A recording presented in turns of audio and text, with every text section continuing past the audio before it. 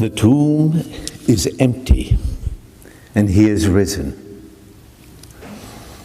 Once again,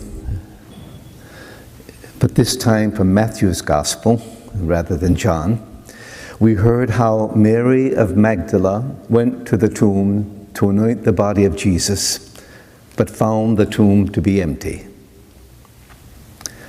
The stone was pushed back, and some looking at the stone would conclude that it was pushed back to let Jesus out. But more importantly, the stone was pushed back to let us in, so that we could come to know, to experience, to discover what truly happened. And if the early disciples were confused and disoriented and initially did not comprehend, that's no less true for many of us today. We still have so much to learn and understand about all that happened Holy Week and now Easter. Reading from what Pope Francis had to say, preaching about the empty tomb and the stone being rolled back, he said, "Let us not stay imprisoned within ourselves, but let us break out of our sealed tombs to the Lord. And each of us know what they are, so that he may enter and grant us life." And he adds, "And let us give him the stones of our anger, our envy, the boulders of our past, those heavy burdens of our weaknesses and falls."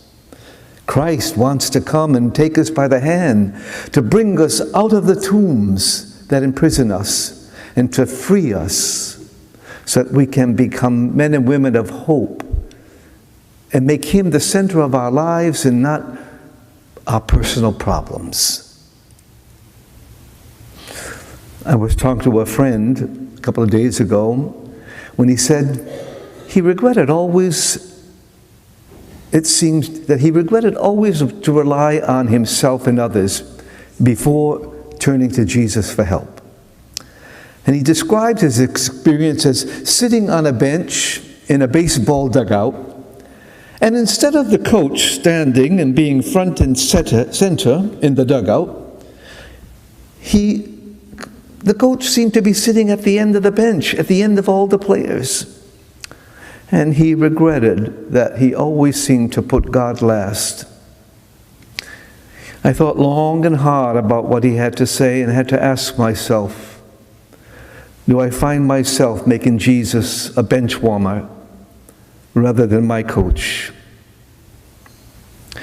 During this octave of Easter and throughout the Easter season, let us remember to take time to pray alone or with our families and celebrate how God, out of love for us, overcame both sin and death.